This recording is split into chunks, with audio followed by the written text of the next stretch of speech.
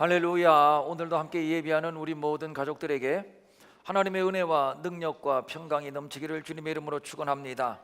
오늘 우리가 함께 요한계시록의 한 구절을 읽었습니다만 많은 사람들이 요한계시록을 어렵고 두려운 책이라고 이해를 하고 있습니다. 그렇게 생각하는 것도 일리는 있습니다. 왜 그런가 하면 요한계시록의 언어는 상징 언어입니다. 예를 든다면 금초대, 일곱인, 일곱나팔, 일곱대접, 벽옥, 홍보석, 녹보석 등등의 표현들은 모두 사도 요한이 본 환상들인데, 이러한 상징적인 용어들은 해석이라고 하는 특수한 작업을 통해서만 이해를 할 수가 있습니다. 그런데 그 해석하는 과정이 쉽지 않습니다. 그래서 요한계시록이 어렵다고 하는 것이고, 또 하나는 요한계시록의 내용이 마지막 예수님이 재림하실 때에 일어날 심판에 관한 예언이 상당히 공포적이라고 하는 겁니다. 전쟁, 전염병, 천재지변, 핍박과 순교 등등 상상하기 어려운 재앙과 재난을 말하고 있습니다. 인간은 오래도록 행복하게 살기를 원하는 본능을 가지고 있는데, 그런데 요한계시록이 이런 것들을 말하고 있으니 그러므로 자연히 요한계시록을 부담스러운 책으로 여기게 되는 것이지요. 성경은 예수 그리스도의 구원이 역사 속에서 어떻게 이루어졌는가를 기록하는 책입니다. 즉, 어떠한 역사적인 과정을 통해서 예수 그리스도가 이 땅에 초림을 했고, 또 어떠한 역사적인 과정을 통해서 예수님께서 재림하실 것인가를 말하는 책입니다. 하나님은 영원 전부터 영원 후까지 홀로 살아계셔서 역사를 주관하시고 통치하시는 분이십니다. 크고 작은 모든 역사적 사건은 우연한 것이 아니지요. 우리 하나님의 주권과 섭리 안에서 모두 일어나는 것입니다. 이사야 14장 24절입니다. 만군의 여호와께서 맹세하여 이르시되 내가 생각한 것이 반드시 되며 내가 경영한 것을 반드시 이루리라. 그리고 27절입니다. 만군의 여호와께서 경영하셨은즉 누가 능히 그것을 패하며 그의 손으로 펴섰은즉 누가 능히 그들을 돌이키랴. 역사는 하나님의 경영이요, 하나님의 경영이 이루어지는 무대입니다. 그 하나님의 경영은 예수 그리스도로 말미암은 하나님의 나라입니다. 하나님이 태초에 계획하셨던 세계는 죄 없는 세상, 하나님을 예배하는 세상이었습니다. 그러나 사단이 이에 반기를 들어 하늘에서 반란을 일으켰다가 쫓겨났습니다. 세상으로 쫓겨난 사단은 아담과 하와를 미혹시켜 세상에 죄의 씨를 뿌렸고, 이후로 사탄은 세상 임금으로 군림하여 영원한 사단 왕국을 건설하고 자기가 하나님이 되어 영광을 받으려는 야심을 가졌습니다. 이로 인해서 인간은 사단이 깔아놓은 죄의 멍석에서 마음 놓고 죄를 지으며 사망과 저주의 운명으로 살게 됐습니다. 하나님께서 원래 의도하셨던 세상은 이러한 세상이 아니었습니다.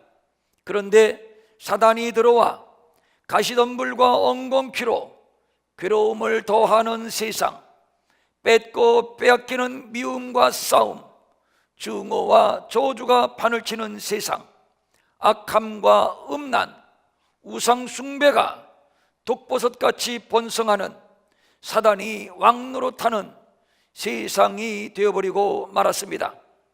인간의 최대의 약점은 죄에 대하여 속수무책이라고 하는 겁니다. 사탄은 강아지 길들이듯이 죄의 목줄을 틀어쥐고 마음대로 죄를 짓게 하고 자기가 하나님인 양 이 세상에서 임금 노릇을 하고 있습니다. 영원한 사탄의 왕국을 꿈꾸며 말입니다. 그러나 어림도 없는 소리입니다. 하나님은 자기의 형상대로 창조한 인간을 사탄에게 내어줄 수 없으셨습니다. 하나님은 사탄을 멸하시고 자기 백성을 죄에서 구원하고, 그리고 다시는 사망이 없고 애통하는 것이나 곡하는 것이나 아픈 것이 다시 있지 아니하는 나라를 계획하셨는데, 그 나라가 하나님의 나라요, 이 나라는 예수 그리스도를 통해서 이루어지는 겁니다. 그래서 예수님께서 공생의 첫 마디의 말씀이 회개하라 천국이 가까웠느니라, 즉 하나님의 나라였던 겁니다. 그래서 마귀를 멸하시고 자기 백성을 죄에서 구원하기 위하여 예수 그리스도는 이 땅에 오셔야만 했던 겁니다. 요한복음 10장 10절은 사단이 하는 일과 예수님이 하는 일에 대하여 이렇게 기록해주고 있습니다. 도둑이 오는 것은 도둑질하고 죽이고 멸망시키려는 것뿐이요, 내가 온 것은 양으로 생명을 얻게 하고 더 풍성히 얻게 하려는 것이라. 사단은 아무리 광명한 천사의 모습으로 가장을 해도 그래봐야 도둑질하고 죽이고 멸망시키는 도둑입니다. 속지 말아야 합니다. 그러나 예수님은 양으로 생명을 얻게 하고 더 풍성케 하시는 우리의 구주이십니다. 12월 25일을 예수님이 오신 날로 정하고 기념하며 예배를 드리고 있습니다만, 하나님께서 당신의 아들 예수 그리스도를 이 땅에 보내신 이유는 명백합니다. 마귀를 멸하시고 자기 백성을 죄에서 구원하기 위함입니다. 양으로 생명을 얻게 하고 더 풍성케 하시기 위함입니다. 예수님이 오심으로 사탄의 계획은 수포가 되어버리고 말았습니다. 죄와 사망과 어두움은 물러갔으며 하나님의 나라가 하늘에서 이룬 것처럼 땅에서도 이루어지게 되었습니다. 히브리서 2장 14절입니다. 그도 또한 같은 모양으로 혈과 육을 함께 지니심은 죽음을 통하여 죽음의 세력을 잡은 자 곧 마귀를 멸하시며, 그러니까 성자 예수님께서 우리와 똑같은 육신을 입고 이 땅에 오셨던 것은 십자가를 통해서 죽음의 권세 잡은 자 마귀를 멸하시기 위함이었던 것이며, 그래서 예수가 우리의 구주가 되는 것입니다. 따라서 저를 믿으면 누구든지 멸망치 않고 영생을 얻습니다. 이것은 어느 특정한 개인, 특정한 나라에만 해당되는 말씀이 아닙니다. 지구촌 전 인류 누구에게나 약속된 하나님의 구원이며, 따라서 이 복음이 침투에 들어가는 곳마다 어두움의 세력, 죄의 세력이 물러가고 빛의 역사, 구원의 역사가 펼쳐졌고, 지금도 이 역사는 계속 펼쳐지고 있으니 어제나 오늘이나 영원까지 하나님은 살아계신 분이시며 복음도 살아있는 복음입니다. 역사가 예수 그리스도를 말하고 또 역사가 예수 그리스도를 증거하고 있습니다. 그러므로 역사를 통해서 예수 그리스도를 볼 수 있고 또 예수 그리스도를 통해서 역사를 볼 수가 있는 겁니다. 창세기에서 시작된 역사의 시작은 예수 그리스도의 초림을 관통하여 궁극적 종착지인 예수 그리스도의 재림을 향해서 지금 계속 진행하고 있습니다. 초림하시고 그리고 부활 승천하신 예수님께서 이제 역사의 끝날 마지막에 다시 오실 것입니다. 이 다시 오심에 대하여 기록한 책이 바로 요한계시록입니다. 물론 예수님의 재림을 성경 전체가 언급해주고 있기는 하지만, 그러나 한 권 전체가 오직 예수 그리스도의 재림을 다루고 있는 책은 요한계시록이 유일하다 하겠습니다. 그러므로 요한계시록 전체를 보면 예수 그리스도께서 어떤 과정을 거쳐서 어느 시점에 다시 재림할 것인가를 파악할 수가 있습니다. 요한계시록 21장 1절을 보면 예수님의 재림으로 인하여 일어날 현상을 이렇게 기록해주고 있습니다. 또 내가 새하늘과 새 땅을 보니 처음 하늘과 처음 땅이 없어졌고 바다도 다시 있지 않더라. 이게 무슨 말씀입니까? 처음 하늘과 처음 땅이 없어지고 바다도 다시 있지 않다니요. 우리가 몸담아 살고 있는 태초에 하나님이 창조하셨던 이 우주와 만물은 예수 그리스도의 재림으로 말미암아 완전히 없어지게 되고 새하늘과 새 땅, 즉 하나님의 나라가 하늘로부터 도래하게 된다는 말씀입니다. 정리하면 구약의 역사, 즉 기원전의 역사는 육체를 입고 이 땅에 오시는 예수 그리스도를 향해서 질주해 왔습니다. 드디어 예수님이 구약의 언의 말씀대로 육신을 입고 이 땅에 오셨습니다. 그런데 그것으로 끝이 아닙니다. 역사는 초림의 정점을 지나 또 계속적으로 질주하고 있으니 그 끝 지점은 예수님의 재림입니다. 눈이 오고 비가 오고 바람이 불어도 서울역에서 출발한 고속열차는 부산까지 내달립니다. 역사도 역시 마찬가지입니다. 숱한 우여곡절을 안고 역사라는 열차는 계속 달리고 있으니 그 종착역은 예수님의 재림입니다. 그리고 우여곡절의 역사는 끝을 맺게 되는 겁니다. 그때에는 하늘이 큰 소리로 떠나가고 물질이 뜨거운 물에 풀어지게 될 것입니다.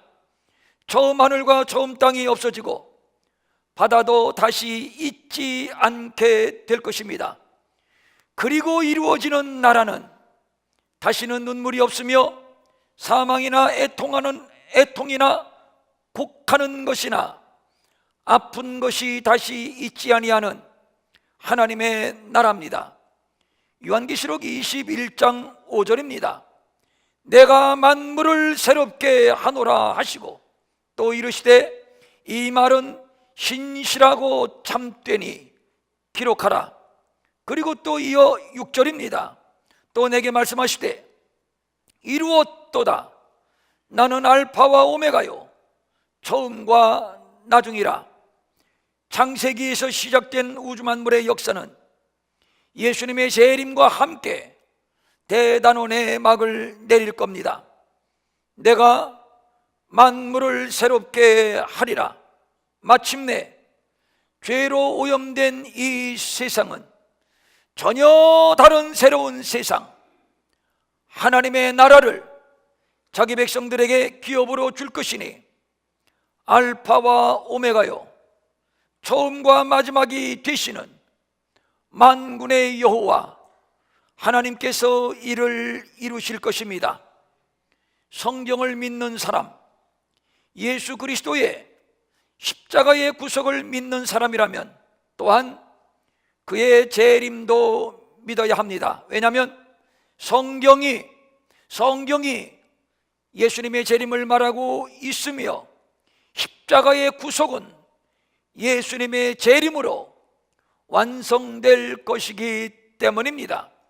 현대인들은 예수님의 재림을 별로 현실성 있게 받아들이지 않는 경향이 있습니다.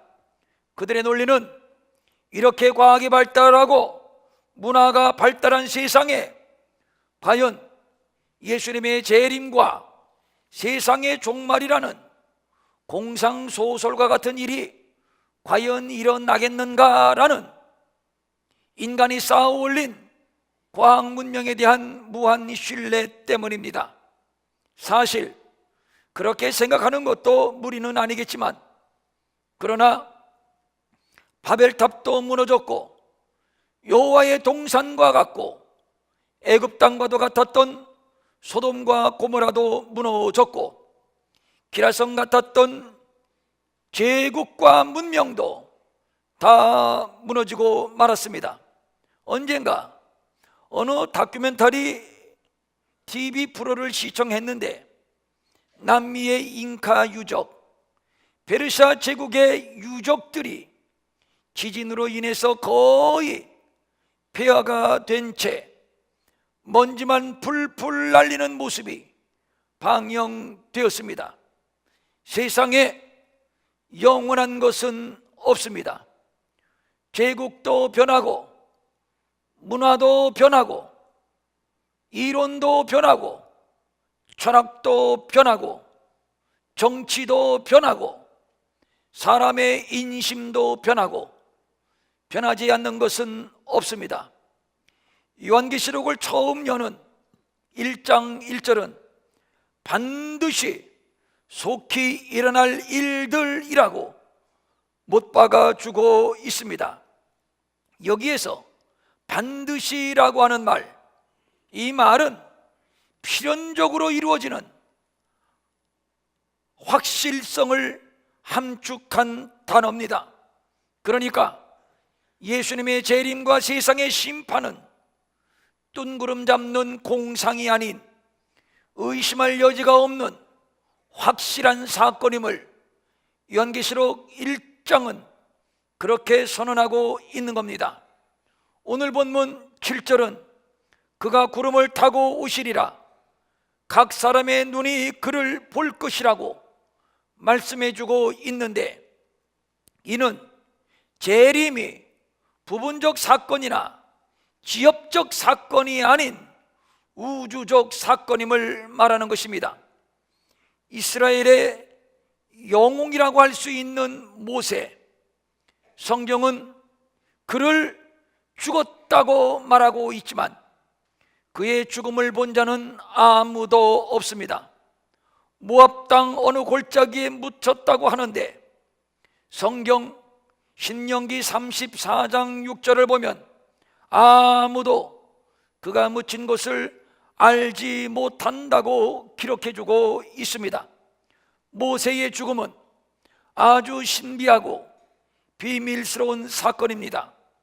하나님께서 단단히 숨기셨습니다. 어떻게 죽었는지, 어디에 묻혔는지 알 수 없는 역사의 비밀입니다. 그러나 예수님의 죽음, 예수님의 부활과 승천은 다릅니다.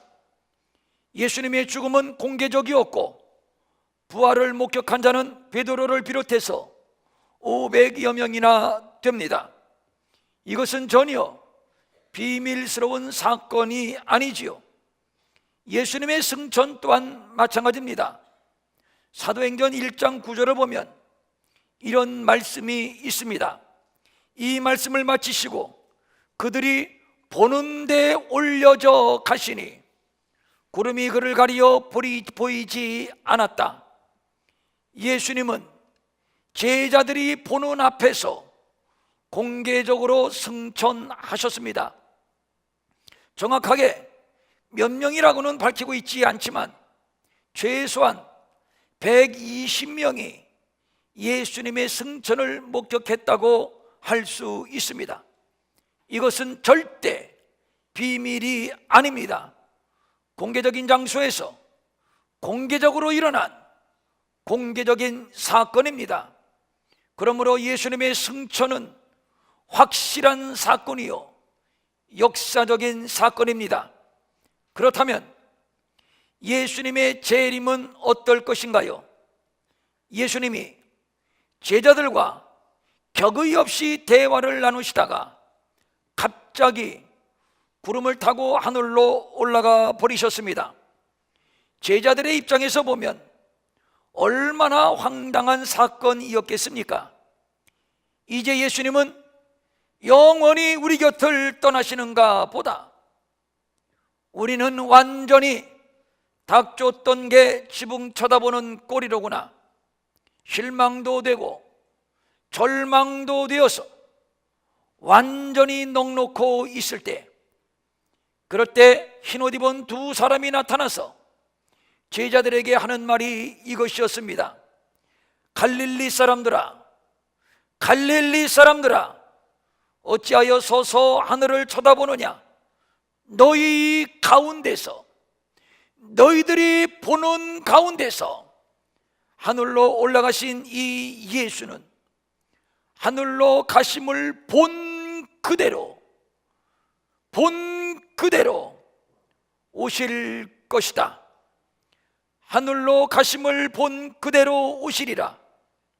사도행전 기자는 예수님의 승천을 상세하게 기록하면서 예수님의 부활과 승천이 분명한 역사적인 사건이요, 따라서 그를 믿는 우리의 믿음이 분명한 살아있는 믿음임을 천명해 주고 있습니다. 그러니까 예수님의 죽음과 예수님의 부활에 대해서 너희들은 이러쿵저러쿵 토를 달지 말라는 것입니다. 보라, 그가 살아서 이렇게 하늘로 올라갔다. 이 많은 제자들이 이 일의 증인이다. 사도행전 기자는 확실하고 분명하게 이것을 밝히고 있습니다. 그러면서 사도행전 저자는 또 확실하게 예수님의 재림을 말하고 있습니다. 죽음도 부활도 분명하고 승천도 분명하듯이 예수님의 재림도 분명하다. 너희들이 지금 예수님의 재림을 똑똑히 보고 있지 않느냐? 이것을 기억하라. 너희들이 예수님의 승천을 똑똑히 보고 있는 것처럼 너희들이 본 그대로 예수님 다시 재림하실 것이니라. 어떻게 예수님의 재림을 의심합니까? 예수님의 죽음과 부활, 승천이 공상소설이 아니고 역사적 사건임을 믿는다면, 재림도 공상소설이 아니고 분명한 장차 있을 역사적 사건임을 믿을 수 있기를 바랍니다. 성도님들, 예수님 재림하십니다. 아니, 재림하실 수밖에 없습니다. 재림하시지 않으면 안 됩니다. 반드시 재림하셔야 합니다. 왜 그럴까요? 본문 7절입니다. 각 사람의 눈이 그를 볼 것인데 그를 찌른 자들도 볼 것이고 땅에 있는 모든 족속이 그로 말미암아 애곡할 것이다. 이게 무슨 말씀입니까? 왜 여기에서 그의 재림을 보는 자들을 언급하면서 그를 찌른 자들도 볼 것이고 땅에 있는 모든 족속이 그로 말미암아 애곡할 것임을 말씀하고 있는 것일까요? 여기에서 찌른 자들, 이 말을 살펴보면 단수가 아니라 복수입니다. 예수님을 찌른 자들이 누굽니까? 1차적으로 예수님의 옆구리를 창으로 찌른 로마의 군사 한 명일 수 있겠지만, 그러나 그 배후는 예수를 잡아 죽이는 일에 혈안이 되었던 당시 종교 지도자들, 로마의 권력자들, 그리고 바라바를 내어주고 예수를 십자가에 못 박으라고 아우성했던 유대인들이라고 할 수 있습니다. 더 나아가서 오고 오는 세대에 예수 그리스도와 그의 증거를 대적한 모든 이들을 지칭하는 것이라 하겠습니다. 예수 그리스도의 십자가의 공로를 거부한 자들, 예수 그리스도께서 핏값을 주고 세우신 영광스럽고 거룩한 교회를 비난하고 비방하고 대적하고 핍박한 무리들, 그의 사랑과 긍휼을 비웃는 자들, 예수님은 영원히 실패했고 이 땅에 하나님 없는 사단 왕국을 건설하려는 악의 무리들, 그런 자들 앞에서 우리 예수님은 보란듯이 다시 오실 것입니다. 땅에 있는 모든 족속들이 그로 말미암아 애곡할 것이라. 여기에서 애곡은 애통함과 비통함의 통곡을 말하는 것입니다. 그동안 하나님은 인내와 사랑으로 한 사람이라도 돌아와 구원받기를 기다리셨는데 예수님의 재림으로 말미암아 모든 상황은 종료되는 겁니다. 더 이상 회개는 없습니다. 더 이상 구원의 기회도 없습니다. 그러므로 고린도후서 6장 2절입니다. 보라, 지금은 은혜 받을 만한 때요, 보라, 지금은 구원의 날이로다. 그러므로 예수 믿는 기회, 회개의 기회, 구원받는 기회는 바로 지금입니다. 지금이라는 기회 말고 또 다른 기회는 우리에게는 없습니다. 요한계시록은 종말을 말하되 임박한 종말을 말하고 있습니다. 1장 1절은 말씀합니다. 이 책은 예수 그리스도의 계시인데 반드시 속히 될 일이다. 여기에서 반드시 속히 될 일은 절대적 필요성과 확실성에 기초한 빠른 시일 안에 성취될 것을 강조하는 말씀입니다. 그래서 성경은 그러므로 깨어 있으라, 어느 날에 주가 임할는지 너희가 알지 못함이라. 이러므로 너희는 장차 올 이 모든 일을 등이 피하고 인자 앞에 서도록 항상 기도하며 깨어 있으라. 보라, 내가 도둑같이 오리니 누구든지 깨어 자기 옷을 지켜 벌거벗고 다니지 아니하며 자기의 부끄러움을 보이지 아니하는 자는 복이 있도다라고 우리를 깨워 경고하고 있습니다. 하나님은 사랑의 하나님이십니다. 은혜와 긍휼의 하나님이십니다. 모든 사람이 구원을 받으며 진리에 이르기까지 기다려 주시는 사랑과 은혜와 긍휼의 하나님이십니다. 그러나 또 이 사실도 알아야 합니다. 그렇다고 언제까지 무한정 사랑하시고 언제까지 무한정 기다리시는 분은 아니라는 사실입니다. 그 기간이 한정되어 있으니 그 한정된 기간은 육체의 기간만이요 예수님의 재림까지만이라는 사실입니다.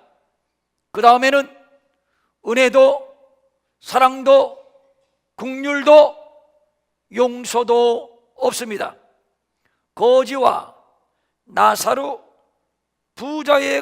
거지 나사로와 부자에 관한 비유를 우리는 알고 있습니다. 부자가 죽어서 음부에 떨어졌습니다. 음부는 꺼지지 않는 불못입니다.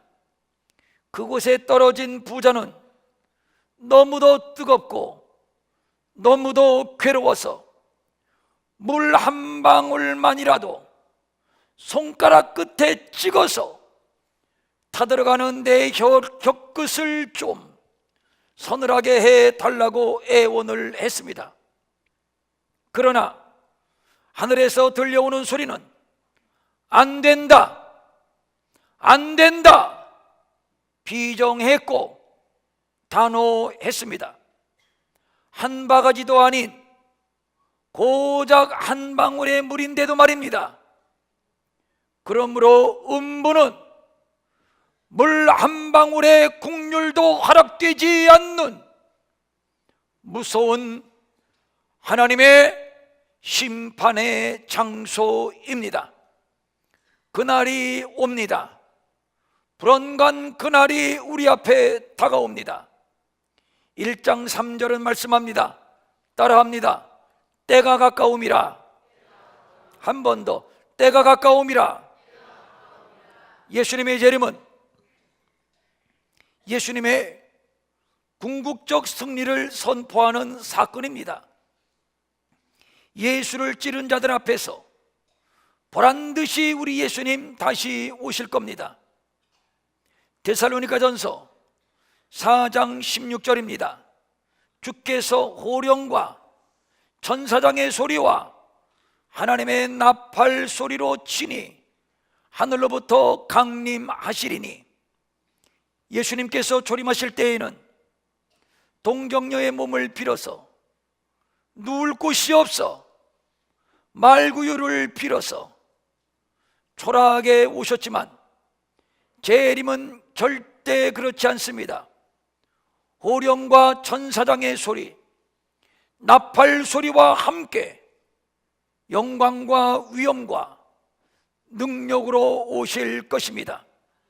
여기에서 호령이라고 하는 말, 이 말은 원래 군사적인 용어입니다. 한번 상상해 봅니다. 요한복음 2장 25절을 보면 죽은 자들이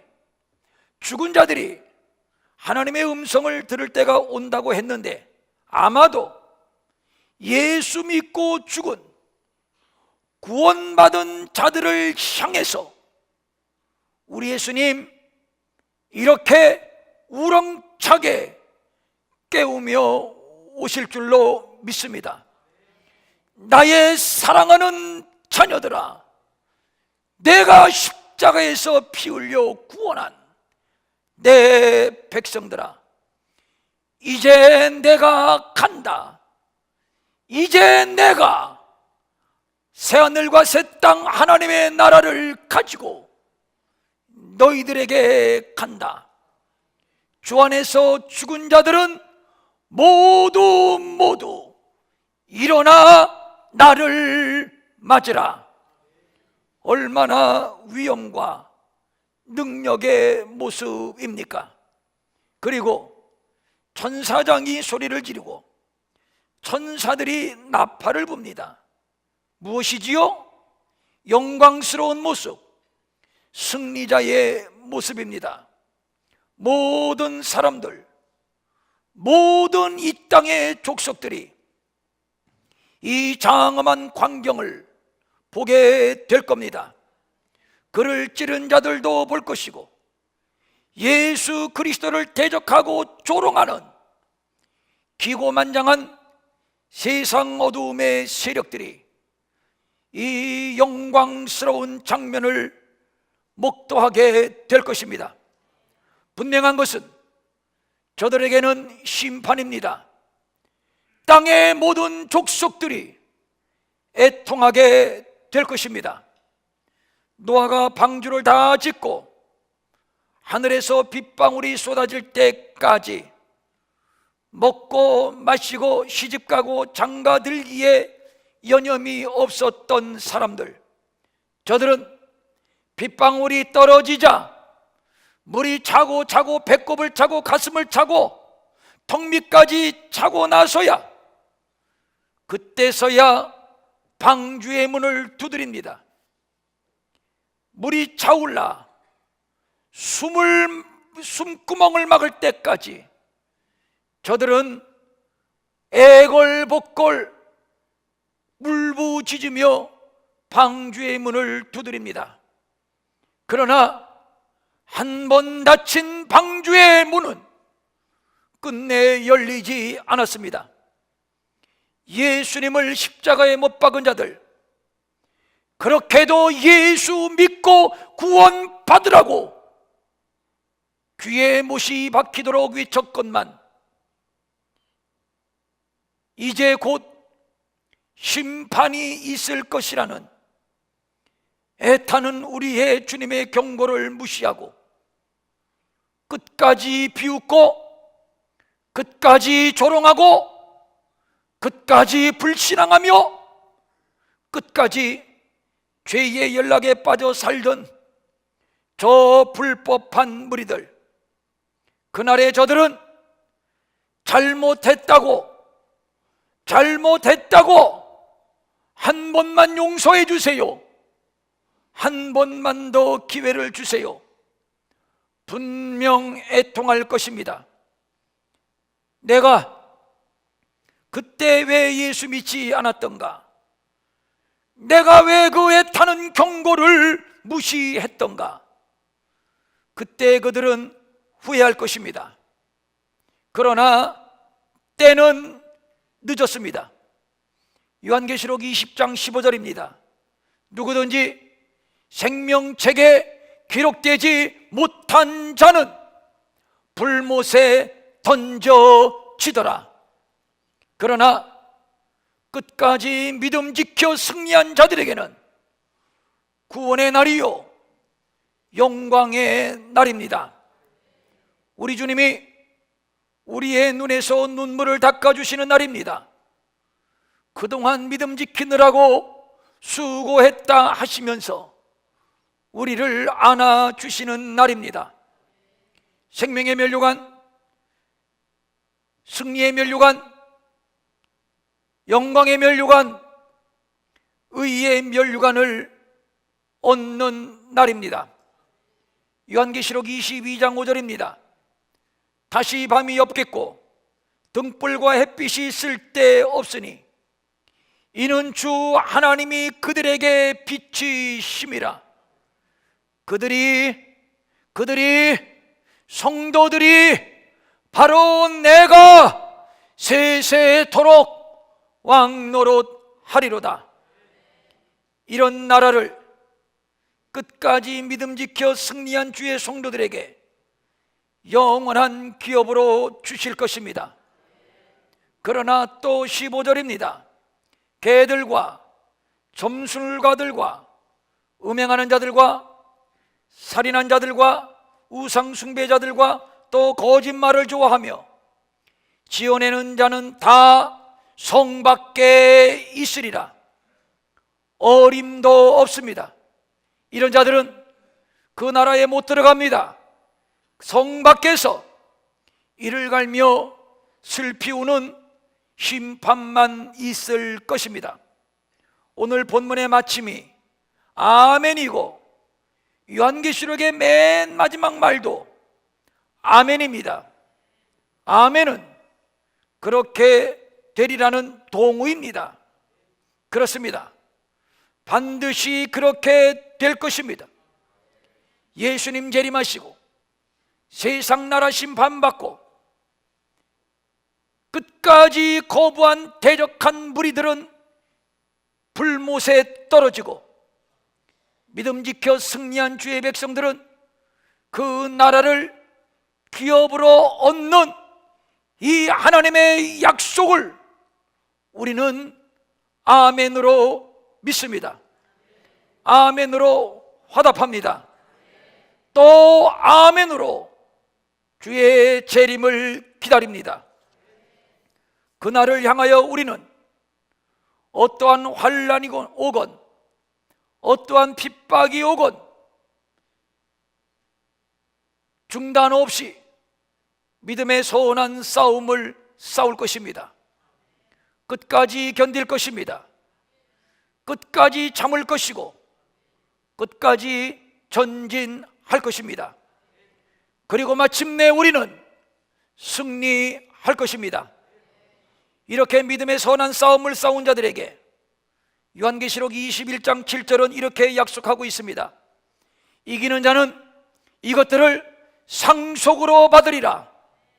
나는 그의 하나님이 되고 그는 내 아들이 되리라.